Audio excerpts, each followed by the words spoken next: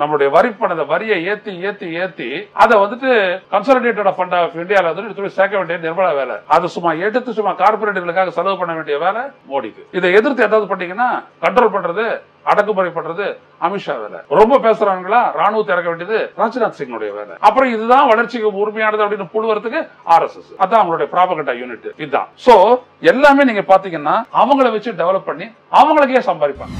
சமூக நீதி அப்படின்ற ஒரு விடயத்துல வந்துட்டு இந்த ராகுல் காந்தி ஒரு பெரிய அழுத்தத்தை ஏற்படுத்திட்டாரு. அவர் சொன்னது வேற ஒண்ணுல, சாதி வாரி கணக்கெடுப்பு இந்த இடஒதுக்கீட்டை அதிகப்படுத்தும். இவர் என்ன சொல்றாரு, அதை தாங்க முடியாத. ஏன்னா இவர் எக்கனாமிக்கலி வீக்கர் செக்ஷனை கொண்டாந்து பிராமணர்களுக்கு ஏத்தா மாதிரி 10% ஒதுக்கீட்டுக்கு ஏற்பாடு பண்ணாரு. அப்படியே இருக்கட்டும். இவர் என்ன சொல்றாரு மோடி, முஸ்லிம்களுக்கு 5% கொடுக்க போறாங்க. யாரு காங்கிரஸ் வந்ததுன்னா அந்த 5% எப்படி கொடுக்க போறாங்கன்னா, இப்ப இதுல பிற்படுத்தப்பட்டோர், பட்டியல் இனத்தார், பழங்குடியினர் இவங்களுடைய 49.5% இருக்கு இல்லையா, அதுல இருந்து 5% புடி கொடுத்துருவாங்க அப்படின்னு ஒரு பிதறலை ஏற்படுத்துறாரு மோடி. என்னவா உங்களுடைய சொத்துக்களை எல்லாம் குடிக்கி நிறைய புள்ள பெற்றுக்கிறவங்களுக்கு கொடுத்துருவாங்க. அது வந்துட்டு போன ஞாயிற்றுக்கிழமை ஜோக்கு. அதுக்கப்புறம் என்னது, நீங்க நல்ல சொத்துக்கத்தெல்லாம் சேர்த்து வச்சுட்டு சாவறீங்கன்னு வச்சுக்கோங்களேன், சாவும் போது உங்களுடைய சொத்துல பாதி அரசாங்கம் எடுத்துக்கும், மீதியத்தான் உங்களுடைய பிள்ளைங்களுக்கே போகும். இது அடுத்த பிதற்றல் மோடி. இதையே வந்துட்டு திருப்பி திருப்பி திருப்பி திருப்பி சொல்றாருங்க ஒரு இடத்துலயும். இவங்க எல்லாம் ஏன் பாசிஸ்ட் அப்படின்றதுக்கு ஒரே அத்தாட்சி இதுதான். ஒரு பொய்ய திரும்ப திரும்ப சொல், அத அமைப்பு ரீதியா சொல்லு, அது சொல்லிக்கிட்டே இரு.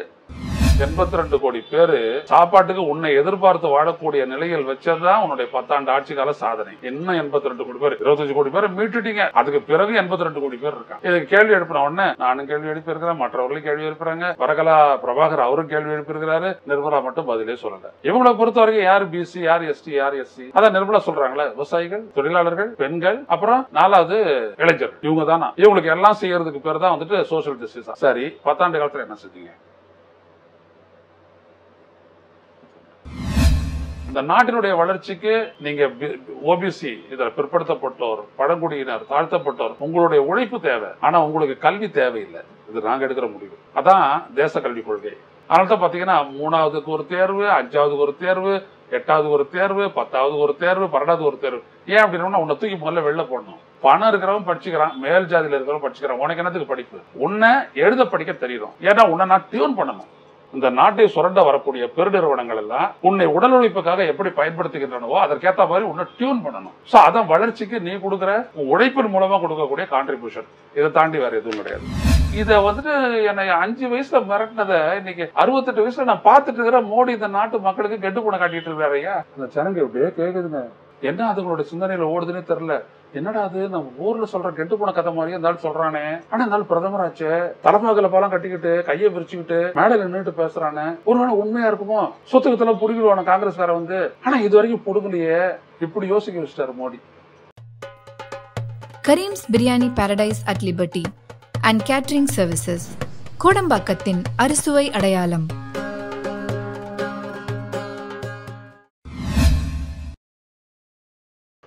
வணக்கம் தோழர்களே. ரோச செய்திகளின் வாயிலாக இன்று மீண்டும் உங்களை சந்திப்பதில் பெரும் மகிழ்ச்சி அடைகின்றேன். பிரதமர் மோடி மிக தீவிரமான பரப்புரையில் ஈடுபட்டுள்ளார். அப்படி சொல்றது தொலைக்காட்சி செய்தி. தீவிரமான பொய் பரப்புரையில் ஈடுபட்டிருக்கிறார் அப்படின்றத உண்மையான செய்தி. அவர் சொல்றாரு, Congress plan for equality is a dangerous game. சமத்துவத்தை ஏற்படுத்துவோம் என்று சொல்லுவது ஒரு அபாயகரமான விளையாட்டு. மோடிக்கு அப்படி தெரியுது. என்னவா உங்களுடைய சொத்துக்களை எல்லாம் குடிக்கி நிறைய புள்ள பெற்றுக்கிறவங்களுக்கு கொடுத்துருவாங்க. அது வந்துட்டு போன ஞாயிற்றுக்கிழமை ஜோக்கு. அதுக்கப்புறம் என்னது, நீங்க நல்ல சொத்துக்கத்தெல்லாம் சேர்த்து வச்சுட்டு சாவறீங்கன்னு வச்சுக்கோங்களேன், சாவும் போது உங்களுடைய சொத்துல பாதி அரசாங்கம் எடுத்துக்கும், மீதியத்தான் உங்களுடைய பிள்ளைங்களுக்கே போகும். இது அடுத்த பிதற்றல் மோடி. இதையே வந்துட்டு திருப்பி திருப்பி திருப்பி திருப்பி சொல்றாருங்க ஒரு இடத்துலயும். இவங்கெல்லாம் ஏன் பாசிஸ்ட் அப்படின்றதுக்கு ஒரே அத்தாட்சி இதுதான். ஒரு பொய்ய திரும்ப திரும்ப சொல், அத அமைப்பு ரீதியா சொல்லு, அது சொல்லிக்கிட்டே இரு. அது மூளையினுடைய பலவீனம். அப்போ ஜெர்மன்ல வந்துட்டு பாத்தீங்கன்னா ஹிட்லருடைய நாஜிக்களுடைய காலகட்டத்தில் வந்துட்டு ஏராளமான ரிசர்ச் எல்லாம் நடந்தது. எப்படி ஹியூமன் பிரெயின் ஃபங்க்ஷன் ஆகுது, எப்படி உடம்புடைய டாலரன்ஸ் லெவல் இருக்குது. தி நியூ ஆர்டர் அப்படின்ற ஒரு சாப்டர் இருக்கும். The rise and fall of the third race by an unabridged story of Nazi Germany by Richard Schreier அப்படின்ற ஒரு பத்திரிகையாளர் எழுதின புத்தகம். 1400 பக்கம்.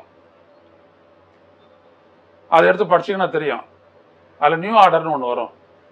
புதுசா அவங்க வந்துட்டு என்னென்னவோ ஆராய்ச்சி பண்ணாங்க. மனிதனை வந்துட்டு சித்திரவதை பண்ணி தான் ஒருத்தர் எடுத்துட்டு போயிட்டு அப்படியே ரொம்ப நேரம் பணியில் நிறுத்த வேண்டியது. நிறுத்திட்டு அவனை கடை நடுவான் இல்லையா, அவனை அப்படியே வச்சுட்டு வந்துட்டு சுடுதண்ணி தூக்கி போட வேண்டியது.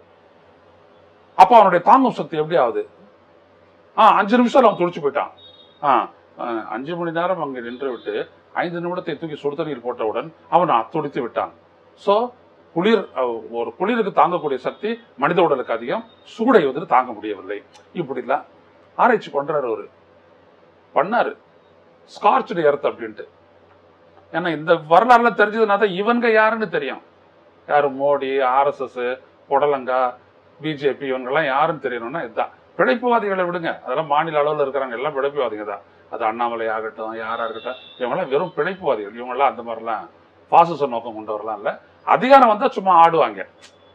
இந்த கரகத்தை தூக்கி வச்சுட்டு இருக்கிறவன் பலுத்தாங்க தான் ஆடுறானா, உள்ளபடியே டான்ஸ் தான் ஆடுறானா அப்படின்னு 2 பேர் தெரியாது இல்லையா? அந்த மாதிரி ஆள் அண்ணாமலை. அவ்வளவுதான்.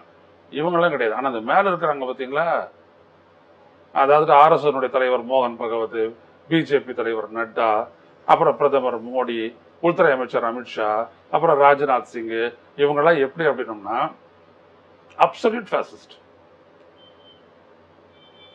இவங்களுடைய நடத்தையை வந்துட்டு புரிஞ்சுக்கிறதுக்காக தான் நம்ம ஹிட்லரை பத்தி பேசுறோம். மக்களை எப்படி கொல்றது நிறைய கொண்டு பார்த்தாருங்க. ஆஸ்விட்ஸ் அப்படின்ற ஒரு இடத்துல வந்துட்டு ஒரு பெரிய கேஸ் சேம்பரை வச்சுட்டு எல்லாரையும் உள்ள அடைச்சிட்டு, ட்ரெஸ் எல்லாம் கேட்டு உள்ள அடைச்சிட்டு மேல எதிர்த்து வந்துட்டு அந்த பாய்சனஸ் கேஸை விட்டாங்க பாருங்க. அப்படியே கொஞ்ச நேரத்துல வந்துட்டு எல்லாம் அடங்கிச்சு, சைலண்ட் ஆயிடுச்சு அப்படின்னு சொல்லிட்டு ஹெயில் ஹிட்லர் ஆள்தான் அள்ளி தூக்கி போட்டு எடுத்துட்டு போயிட்டு ஒரு இடத்துல பெரிய கொடி எல்லாத்தையும் தள்ளி அப்படியே சமாதி. இப்போ காசால நடக்குது.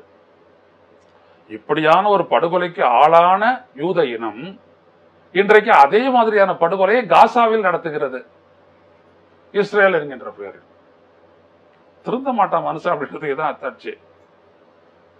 மாறாது ஐயா மாறாது, மனிதன் குரங்குத்தனம், மனிதன் புத்தி மாறாதுன்னு ஒரு பாட்டு இருக்குது, எம்ஜிஆர் பாடுவார் பழைய பாட்டில். அவ்வளவுதான்.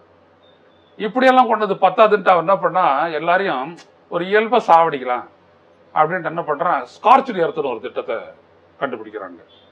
அது என்ன அப்படின்னா, எல்லாரையும் வரிசையா நிறுத்தி வச்சிட வேண்டியது, சோறுகிறு போனாத அப்படியே நடக்க வைக்க வேண்டியது. என்ன சொன்ன இப்போ இவங்க சொல்றாங்களே ஜெய் ஸ்ரீராம் அப்படின்ற மாதிரி, ஹிட்லர் வாழ்க அப்படி சொல்லி ஹிட்லர் நடு அப்படியே போகும்போதே மயக்கம் போட்டு விடாம பாருங்கன்னா அவனை கண்டுக்க மாட்டாங்க. அப்படியே விட்டுட்டு போயிட்டே இருப்பாங்க. அப்படியே செத்துக்கிட்டு போயிட்டோன்னே அப்படியே தூக்கி பக்கத்துல குழி நோண்டி போது சமாதி கட்டிட வேண்டியதுதான்.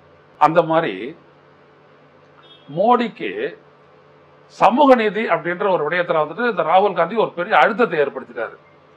அவர் சொன்னது வேற ஒண்ணு இல்ல, சாதி வாரி கணக்கெடுப்பு, இந்த இடஒதுக்கீட்டை அதிகப்படுத்துவோம். இவர் என்ன சொல்றாரு, அதை தாங்க முடியாத, ஏன்னா இவர் எக்கனாமிக்கலி வீக்கர் செக்ஷனை கொண்டாந்து பிராமணர்களுக்கு ஏத்தா மாதிரி 10% ஒதுக்கீட்டுக்கு ஏற்பாடு பண்ணாரு. அப்படியே இருக்கட்டும். இவர் என்ன சொல்றாரு மோடி, முஸ்லிம்களுக்கு 5% கொடுக்க போறாங்க. யாரு? காங்கிரஸ் வந்ததுன்னா அந்த 5% எப்படி கொடுக்க போறாங்கன்னா, இப்ப இதுல பிற்படுத்தப்பட்டோர், பட்டியல் இனத்தார், பழங்குடியினர், இவங்களுடைய 49.5% இருக்கு இல்லையா, அதுல இருந்து 5% புடி கொடுத்துருவாங்க அப்படின்னு ஒரு பிதறலை ஏற்படுத்துறாரு மோடி. நான் ஐயா மோடி உங்களை கேட்கிறேன், நானு இதுல பிற்படுத்தப்பட்டோர், தாழ்த்தப்பட்டோர், பழங்குடியினருக்கு தான் மொத்தம் 49.5 விழுக்காடு இருக்குது.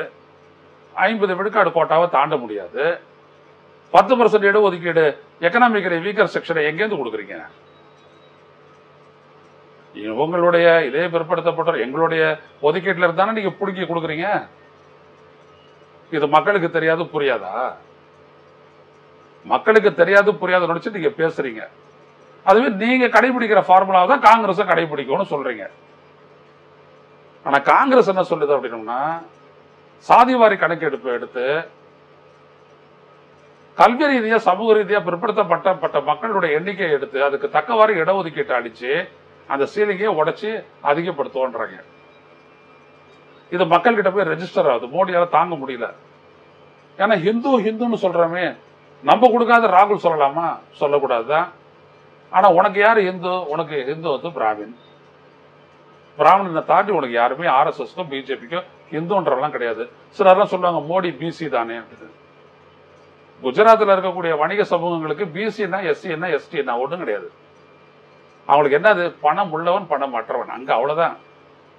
அங்க இருக்கக்கூடிய எஸ்டிக்கோ, பிசிக்கோ, ஓபிசிக்கோ, எஸ்சிக்கோ எந்த விதமான உரிமையும் எந்த இடத்துலயுமே கிடையாது. குஜராத்ல நீங்க போய் பாத்தீங்கன்னா அது ஆழ்ந்து பாத்தீங்கன்னா தெரியும், ஒண்ணுமே கிடையாது. அதெல்லாம் என்ன அதுன்னு கேட்பாங்க. வாட் இஸ் தட் அப்படின்னு கேட்பாங்க. அந்த வகையரா தான் மோடி. ஸோ இவரை வந்துட்டு இங்க இருக்கக்கூடிய அனாலிஸ்ட் சிலர்லாம் எல்லாம் சிரிப்பு நகைப்பிக்கடமானவர்கள். மோடி ஒரு பிசி அவர் வந்துட்டாரு. மோடி பிசி அப்படின்னா அவர்ல சாதி வாரி கணக்கெடுக்க எடுத்திருக்கணும். இதுல பிற்படுத்தோட பத்தி அவர் தானே பேசியிருக்கணும். அவரையும் பிராமணரை பத்தி யோசிச்சாரு. அது அவங்க வீக்கர் செக்ஷன் சொல்லிட்டு 8 லட்சம் வரைக்கும் சம்பாதிக்கிற வீக்கர் செக்ஷன் சொன்னாரு. ஆனா இங்க கிராமத்துல எவனா வீடு கட்டணும்னா 3 லட்சம் இருந்ததுனா தான் நீ 3 லட்சத்துக்கு கீழே உன்னோட வருவாய் இருந்ததுனா தான் வீக்கர் செக்ஷன்றாரு. பாப்பானுக்கு ஒரு ஸ்கேலு, இங்க கிராமத்தானுக்கு ஒரு ஸ்கேல். இதான் மோடி.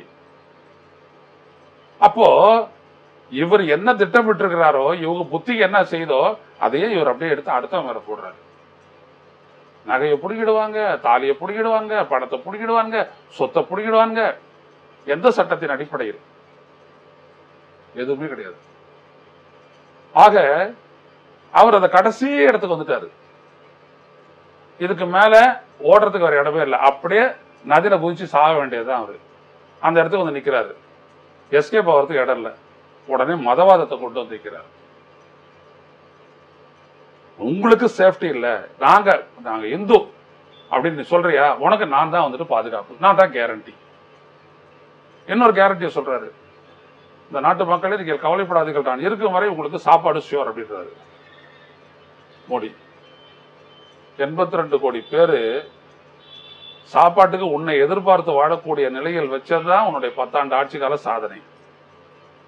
இன்னும் 82 கோடி பேர், 25 கோடி பேரை மீட்டுட்டீங்க. அதுக்கு பிறகு 82 கோடி பேர் இருக்காங்க. இதுக்கு கேள்வி எழுப்பின உடனே நானும் கேள்வி எழுப்பியிருக்கிறேன், மற்றவர்களும் கேள்வி எழுப்புறாங்க. வரகலா பிரபாகர் அவரும் கேள்வி எழுப்பியிருக்கிறாரு. நிர்மலா மட்டும் பதிலே சொல்லல. இவங்களை பொறுத்த வரைக்கும் யார் பிசி, யார் எஸ்டி, யார் எஸ்சி? அதான் நிர்மலா சொல்றாங்களே, விவசாயிகள், தொழிலாளர்கள், பெண்கள், அப்புறம் 4வது இளைஞர்கள். இவங்க தானா? இவங்களுக்கு எல்லாம் செய்யறதுக்கு பேர் தான் வந்துட்டு சோசியல் ஜஸ்டிஸா? சரி, 10 ஆண்டு காலத்துல என்ன செஞ்சீங்க? ஆக மக்களே, சுத்தி சுத்தி சுத்தி சுத்தி வந்துட்டு ஒரே பொய்ய சொல்லிக்கிட்டு நானும் பரப்புரை பண்றேன் அப்படின்னு சொல்லிட்டு பயங்கரமா பேசுறாரு மோடி. பயங்கரமா பேசுறாரு. ஆனா ஒண்ணு மட்டும் நிச்சயம், மோடி இந்த மாதிரி பண்ணிட்டாரு. அவர் முதல் கட்ட தேர்தல் முடிவுலாம் தெரியும், அதை தோத்துட்டாரு. போட்டதை வச்சுதான் எக்ஸிட் போல் எடுக்கிறாங்க, அதை வச்சு தோத்துருக்கலாம். எண்ணும் போது மக்கள் போட்ட ஓட்டு எப்படி பதிவானது அப்படின்னு மெஷின்ல இருந்து தானே எண்ண போறாங்க. அப்ப மோடி ஜெயிப்பார தோப்பாரா? எனவே மீண்டும் வந்தா எப்படி இருக்கும் அப்படின்றதுக்கு தான் இந்த மோடியுடைய பேச்செல்லாம் அத்தாட்சி. ஒரு இடத்துலயும் ஜனநாயகம் இருக்காது, ஒரு இடத்துலயும் உரிமை இருக்காது, ஒரு இடத்துல இடஒதுக்கீடு இருக்காது, ஒரு இடத்துலயும் ஸ்காலர்ஷிப் இருக்காது. ஒன்னே ஒண்ணு இருக்கும், கொள்ளையடிக்கிறியா, கார்பரேட் ஆகிறியா, என் கட்சியில சரியா வா, ஞானஸ்நானம் கொடுத்து நீ நல்லா இருக்கலாம். இதை தவிர உனக்கு வேற எதுவுமே கிடையாது. ஆனா இந்த நாட்டில் என்ன பண்றாங்க, ரொம்ப பெருசா வாதிக்கிறாங்க. நேற்று கூட நான் ஒரு தொலைக்காட்சிக்கு போகும்போது சொன்னேன், எதையும் மோடி இப்படி பேசினாரு அப்படி பேசினாருன்னு விவாதிக்கிறதுக்கு பதிலாக இப்ப நான் விவாதிச்சது உட்பட ஒரு 5 அடிப்படைகளை சொல்றேன். இதுதான் மோடி, இதுதான் மோடியினுடைய அரசு. மோடிக்கு பதிலாக வேற யார் வந்தாலும் அதான் அரசு. அமித்ஷா வந்தாலும், நட்டா வந்தாலும், நட்டாஜி வந்தாலும், ராஜ்நாத் ஜி வந்தாலும், இல்ல நேற்று மயக்கம் போட்டு விழுந்தார அவர் வந்தாலும், யார் வந்தாலும் சரி. இதுதான் முதல்ல நீங்க பாத்தீங்கன்னா உங்களை பெருமைப்படுத்துவார்கள். நீங்கள் யாரை மதிக்கின்றீர்களோ அந்த தலைவர்களை பெருமைப்படுத்துவார்கள்.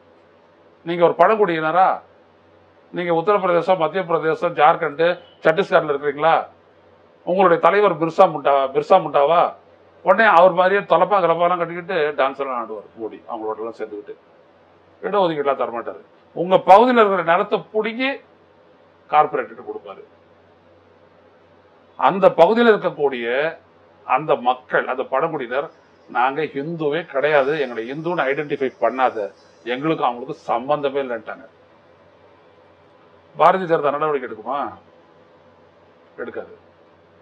ஆனா அதே இடத்துல அந்த பழங்குடியினர் வாழக்கூடிய இடத்துல இருக்கக்கூடிய வளங்களுக்காக அவருடைய நிலங்களை எடுத்து கார்பரேட்டுகளுக்கு வாடகைக்கு விட்டதனால, தோற்கடித்ததனாலதான் பழங்குடி மக்கள் கோவம் வந்து பாரதிய ஜனதா தோற்கடித்தார்கள், ஜார்க்கண்டில் ஆட்சியை இழந்தார்கள். அப்படி பாரதிய ஜனதாவுடைய கொள்கைகளுக்கு எதிராக போராடின பழங்குடிகள் 3000 இளைஞர்களை சிறையில் அடைச்சாங்க. அந்த சிறைப்பட்ட அந்த இளைஞர்களை மீட்பதற்காகத்தான் அரியலூர் இருந்து போன ஸ்டான் சாமி என்கிற அந்த பாதிரியார் முயற்சி பண்ணார். அருட்தந்தை ஸ்டான் சாமி அவர் சிறையில போட்டு அவருக்கு ஒரு ஸ்டா கூட கொடுக்காத அங்கேயே சாவடிச்சாங்க, முடிஞ்சு போச்சு.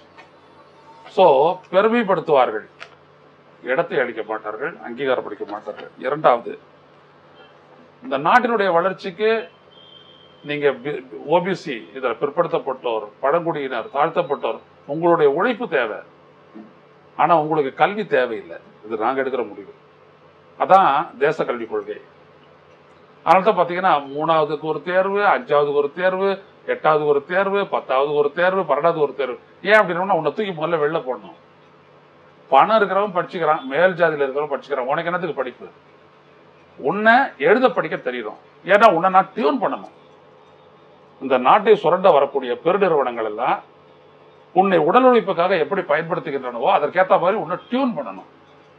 ஸோ அதான் வளர்ச்சிக்கு நீ கொடுக்குற உழைப்பின் மூலமா கொடுக்கக்கூடிய கான்ட்ரிபியூஷன். இதை தாண்டி வேற எதுவும் கிடையாது.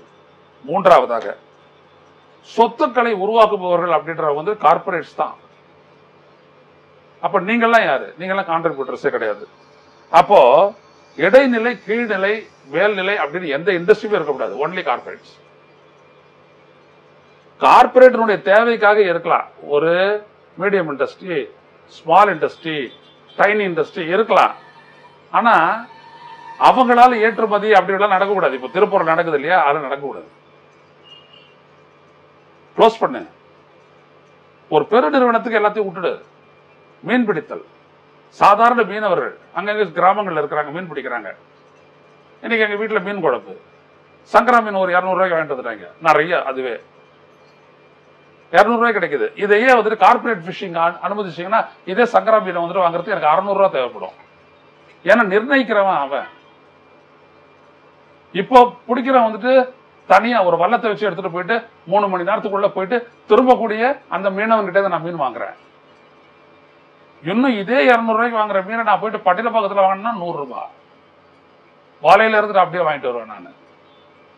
அப்ப இதெல்லாம் ஒழிச்சு கட்டுறதுக்கு பேர் தான் என்னது? கார்பரேட்டைசேஷன். மூன்றாவது முடிஞ்சிருச்சுங்களா? நாலாவது, வளர்ச்சியை ஊக்கப்படுத்த முதலீடுகளை வரவேற்போம். முதலீடுகளுக்காகத்தான் எல்லாமே இருக்கணும். ஏன்னா வளர்ச்சி அவங்க தான் கொடுக்க போறாங்க. சோ உன்னுடைய வரிப்படத்துல நான் இன்ஃப்ராஸ்ட்ரக்சரை டெவலப் பண்ணுவேன். ரோடு, போர்ட், ஏர்போர்ட், சீபோர்ட் எல்லாத்தையும் நான் டெவலப் பண்ணுவேன். ரயில்வே நெட்வொர்க், பிளாட்ஃபார்ம்ஸ், ஸ்டேஷன்ஸ் எல்லாத்தையும் மேம்படுத்தி நான் தூக்கி கார்பரேட் கொடுப்பேன். ஏன்னா அவன் முதலீடு செய்வான், அவன் சம்பாதிப்பான், அவன் பராமரிப்பான். செஞ்சது யாரு பணத்துல? என் பணத்துல. 8 வழிச்சாலை, 10 வழிச்சாலை, 24 வழிச்சாலை, 96 வழிச்சாலை. என்ன சார் இப்படிலாம் சொல்றீங்கன்னு? 24 வழிச்சாலை கேள்விப்பட்டீங்களா? ஆனா இப்ப துவாரகா நெடுஞ்சாலை வந்துருக்குது இல்ல, டெல்லியில இருந்துட்டு ஹரியானாக்கு. அவர் 96 வழிச்சாலை கொண்டு வருவாரு. அப்படின்னா என்னன்னு, அங்க நீங்க குஜராத்ல இருந்து ஆரம்பிச்சு 1, 2, 3, 4 பெங்கால் வரைக்கும் அப்படியே ஒரு 96 வழிச்சாலை போவோம். எவ்வளவு சார் அது? அப்படின்னா 50 லட்சம் கோடியில நான் பண்ண போறேன். சோ உலக நாடுகள்லாம் டெண்டர் வந்து காத்துட்டு இருப்போம். மோடிஜி பாஸ் எப்ப பாஸ் விட போறீங்க டெண்டர்ன்னு? விட்டுறலாம். அவ்வளவுதான். நம்மளுடைய வரியை ஏத்தி அதை வந்துட்டு கன்சாலிடேட்டட் ஃபண்ட் ஆஃப் இந்தியாவில் வந்து சேர்க்க வேண்டிய நிர்மலா வேலை. அது சும்மா கார்பரேட்டுகளுக்காக செலவு பண்ண வேண்டிய வேலை மோடிக்கு. இதை எதிர்த்து ஏதாவது பண்ணீங்கன்னா கண்ட்ரோல் பண்றது, அடக்குமுறை பண்றது அமித்ஷா வேலை. ரொம்ப பேசுறாங்களா, ராணுவத்தை இறக்க வேண்டியது ராஜ்நாத் சிங்குடைய வேலை. அப்புறம் இதுதான் வளர்ச்சிக்கு உரிமையானது அப்படின்னு புழுவறதுக்கு RSS. அதான் அவங்களுடைய ப்ராபகண்டா யூனிட். இதுதான். சோ எல்லாமே நீங்க பாத்தீங்கன்னா அவங்கள வச்சு டெவலப் பண்ணி அவங்களுக்கே சம்பாதிப்பாங்க. இப்ப இங்க இருந்து நாங்க வந்துட்டு கன்னியாகுமரி வரைக்கும் போறீங்க, போட்ட ரோட்ல நம்ம வரி பணத்துல போட்டது. ஆனா போற இடத்துல எல்லாம் நம்ம துட்டை கட்டிட்டு இருக்கோம். இதை எதிர்த்து இங்க இருந்து நாம் தமிழர் கட்சி போராடினாங்க. அதுக்கு முன்னாடி தமிழக வாழ்வுரிமை கட்சி தம்பி வேல்முருகன் போராடினாரு. கடுமையான போராட்டம், அடிபட்டாங்க, கேஸ். ஆனா எழுப்பின கேள்விக்கு பதில் இல்லை. இங்கிருந்து திருச்சிக்கு ஒரு மாதத்துக்கு இந்த மாதிரி சாலை சுங்க வரிகள் மூலம் டோல்ஸ் இது மேல 5000 கோடி வசூலாகுது. நான் இது சொல்றது 4 வருஷத்துக்கு முந்தைய கணக்கு. தொலைக்காட்சி பேட்டிகள் எல்லாம் சொன்னேன்.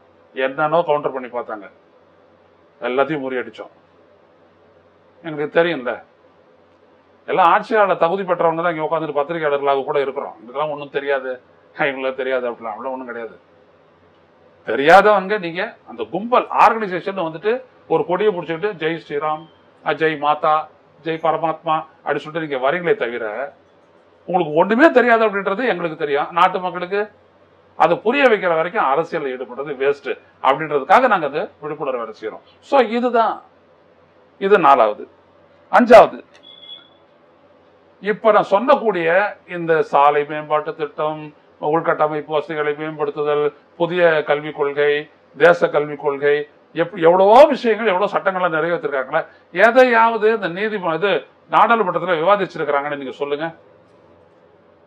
எதையாவது பெண்கள் இட ஒதுக்கியது தவிர, காஷ்மீருக்கு 370 நீக்கிறது தவிர, முத்தலாக நீக்கிறது தவிர, அந்த மதவாதத்தை மட்டும் தான் அங்க வந்துட்டு அங்க விவாதிப்பாங்க. வளர்ச்சி திட்டத்தை பத்தி ஒரு இடத்துலயும் மோடி அரசு நாடாளுமன்றத்திலேயோ சட்டப்பேரவையிலோ விவாதிக்குது. ஏன்னா விவாதிச்சாங்கன்னா குட்டு வெடிப்பட்டு மக்கள் காரி துப்புவாங்க அப்படின்றதுக்காக இதை பற்றி அவங்க பண்ண மாட்டாங்க. புரிஞ்சுக்கங்க. அப்ப நாடாளுமன்றம் அவங்களுக்கு ஒரு கருவி, செயல்படுத்துறது எதுவும் வேணாம். இந்த ஏஜெண்டாவை கொடுக்கக்கூடியவன் தான் மோடி மீண்டும் ஜெயிக்கணும்னு நினைக்கிறான். வெளிநாட்டு சக்திகள், IMF. இப்ப இவர் சொல்றாரு, அவர்கள் என்னை கொல்ல நினைக்கிறார்கள். உன்னையே கொல்ல போறான். உன் நாட்டம் ஒரு கைப்புள்ள எங்க இருந்து கிடைக்க போறான்? அவர் நல்ல கைப்புள்ளே இல்லை அப்படின்றதுக்காக தானே மன்மோகன் சிங்கை தோற்கடிச்சுட்டு உன்னை கொண்டு வந்தாங்க. இருக்கிறதுலயே நல்ல கைப்புள்ளையே நீங்க தானே மோடி அவர்களே. உங்களை விட இன்டர்நேஷனல் கார்பரேட்டுக்கும் இந்திய கார்பரேட்டுகளுக்கும் இந்தியாவுடைய ஆதிக்க சக்திகளுக்கும் உங்களை விட ஒரு நல்ல கைப்புள்ள யாரு? யாருமே கிடையாது. நீங்க எப்படி பேசுறாரு பாருங்க. அவரு அவங்க ஆட்சிக்கு வந்தா என்ன பண்ணுவாங்கன்னு தெரியுமா பேசுறாரு. இந்திய டிரான்ஸ்லேஷன் எடுத்து போடுங்க ரோஸ்டர்ல. அவர் பேச பேச தமிழ் அப்படியே போடுங்க. இந்த நான் தூங்கலைன்னா எனக்கு சின்ன பொழுது கெண்டு பூனைன்னு சொல்லுவாங்க. கெண்டு பூனை நம்மளுக்கு தெரியாது. கெண்டு பூனைன்னா எப்படி? பூனையே தெரியும். கெண்டு பூனைன்னு வார்த்தையை மட்டும் ஆட் பண்ணிட்டு அந்த மரத்துக்கு பின்னாடி ஒளிஞ்சிட்டு இருக்கு. கிராமத்துக்கு நான் போகும்போது சாமானியமா தூங்க மாட்டேன். அது கெண்டு பூனை பாரு, எட்டி பார்க்குது பாருங்க. எங்க அதோ இல்லையே தெரியலையே ஒளிஞ்சுக்கிச்சு. நீ வெளியில மட்டும் போனேன் பிடிச்சிட. அதோட அப்படி கண்ணை மூடின்னு அப்படி சின்னாயினுடைய அப்படியே கட்டி பிடிச்சிட்டு இது பண்ணதான் கண்ணை பிடிச்சி காத்துல விடிஞ்சிருக்கான். எங்க போச்சு கெண்டு போனேன். இத வந்துட்டு என்னை 5 வயசுல மிரட்டினதை இன்னைக்கு 68 வயசுல நான் பார்த்துட்டு இருக்கிற மோடி இந்த நாட்டு மக்களுக்கு கெண்டு பூனை காட்டிட்டு இருக்காரு. ஐயா அந்த ஜனங்க எப்படியே கேக்குதுங்க. என்ன அதுங்களோட சிந்தனையில ஓடுதுன்னே தெரியல. என்னடா அது நம்ம ஊர்ல சொல்ற கெண்டு பூனை கதை மாதிரியே இருந்தாலும் சொல்றானே. ஆனா இருந்தாலும் பிரதமர் ஆச்சு, தலைமகல பாலம் கட்டிக்கிட்டு கையை விரிச்சுக்கிட்டு மேடையில் நின்றுட்டு பேசுறானே. ஒருவேளை உண்மையா இருக்குமோ? சொத்துக்கத்தெல்லாம் புடுங்கிடுவான காங்கிரஸ்கார வந்து. ஆனா இது வரைக்கும் புடுங்கலையே. இப்படி யோசிக்க வச்சுட்டாரு மோடி. அப்புறம் ஜெயிக்கிறது வேற மாதிரி ஜெயிச்சுக்கலாம். வீட்டுக்கு போனவன புள்ள இருப்பான். அவன் சொல்றான்ட்டு நீ நம்பிட்டு வந்துட்டு என்கிட்ட வேற விளக்கம் கேட்கிற. போட்டு போயிட்டு சப்பாத்தியை போடு, ரொட்டியை போடு அப்படின்னு சொல்லுவான். அது வேற. பொத்தானை நீ எப்படியோ பிரஸ் பண்ணிட்டு போ. பொத்தானை பிரஸ் பண்றதுதான் அந்த கேஸே நடக்குது. பொத்தானை தானே பிரஸ் செய்தார்கள். பொத்தானை பிரஸ் பண்றதுதான் அதுக்கு தெரியும். இவரு யாரு? தேர்தல் துணை ஆணையர் சொல்றாரு. என்ன அழகா நடக்குது நாடகம். ஒண்ணும் வேண்டாம். இறைவன், விதி, அந்த கதையெல்லாம் கிடையாது. நான் சொல்றேன், நம்முடைய விழிப்புணர்வும் நம்முடைய எழுச்சியும் மட்டுமே இந்த நாட்டை காப்பாற்றும். எதுவும் காப்பாது. மீண்டும் சந்திப்போம் மக்களே. நன்றி, வணக்கம். ஊடகம் கார்ப்பரேட் அரசியல்வாதிகளின் கைப்பாவையாக அடிமைகளாக இருந்தது போதும். இனி சாட்டை எடுத்து சுழற்றும் நேரம் வந்துவிட்டது. ஊடகம் பொதுமக்களாகிய உங்களுக்காக, உங்களாலேயே இயக்கப்பட வேண்டும். ஊடக சுதந்திரத்திற்காக உங்களின் பங்களிப்பை இன்றே அளித்திடுங்கள்.